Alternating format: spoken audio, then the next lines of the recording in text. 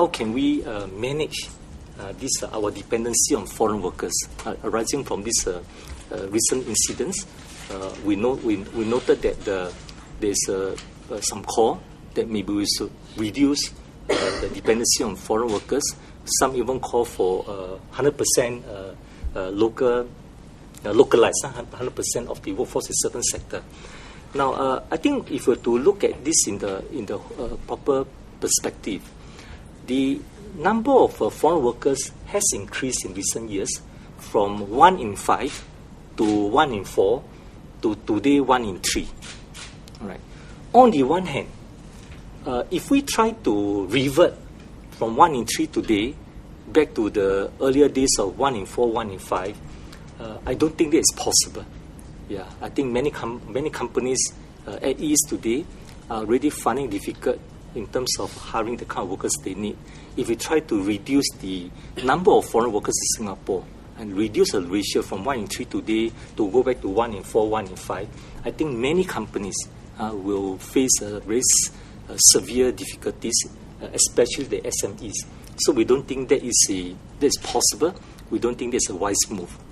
On the other hand, if we were to allow the number of foreign workers in Singapore to continue to increase at a fast rate, right? So from 1 in 5, 1 in 4 to 1 in 3 today, and we allow this ratio to go to 1 in 2 in the future, likewise, we don't think that's sustainable. I think we explained that before, right? Either from the social angle or from the economic angle. So in other words, I think notwithstanding the recent incidents, I think it's important for us as a labour movement, together with tripartite partners, it's for us to focus on how can we sustain, maintain the ratio of foreign workers in Singapore to at about 1 in 3, and yet at the same time, find ways to meet the needs of the economy so that Singapore can remain attractive to all the investment, especially good investment from all around the world. At the same time, enable businesses to continue to compete and to continue to grow. Right. So that really is I think the focus of the tripartite partners.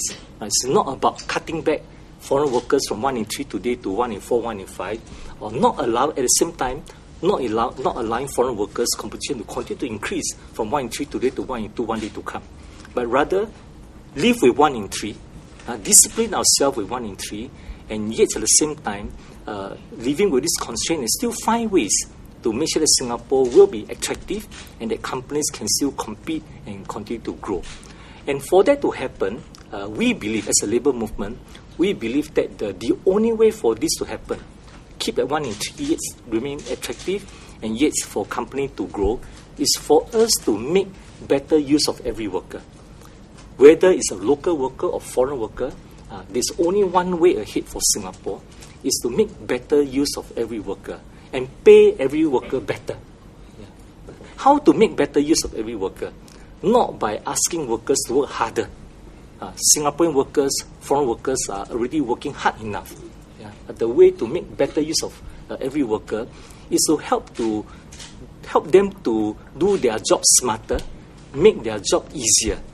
If we can help the workers to make their job easier, help them to do their job smarter, in fact, we believe that we can sustain this whole concept of making better use of every worker. And of course, along the way, make sure that we pay every worker better, right, in recognizing their higher value add, their contribution. So with this in mind, let me conclude is that the overall, I think the situation facing Singapore today, as far as the foreign worker is concerned, on this issue of foreign worker is concerned, is that let us recognize that our dependency on foreign workers has been on the rise especially since 2004, in the last 7 to 8 years. So what happened, this recent incident, is a timely reminder. It's a timely reminder that we cannot, on the one hand, we cannot keep increasing the number of foreign workers in Singapore at the same fast rate as before. And yet at the same time, it's not possible for us to even think about reducing the number, reducing the ratio back to 1 in 4, 1 in 5. Because if we try to do that, the Singapore economy, the Singapore society will be hurt. It will be actually to our disadvantage. And therefore, the only way forward for us is to slow down the growth of foreign workers and yet at the same time speed up the upgrading of our workforce, both local workers and foreign workers. All right, so that, and at the same time along the way, pay them fair and reasonable wages. Now, the tripartite partners, I think arising from these incidents, will be exchanging notes. And I think we are determined to strengthen our joint efforts. Yeah. So on the part of the MWC, MWC will do more. In fact, the MWC, the NTUC, we are now in dialogue with SNEF, with MOM, on how can we inject more resources into the MWC. So the MWC will have more resources, more centers for the outreach to serve, to be even more proactive in reaching out to the foreign workers in general.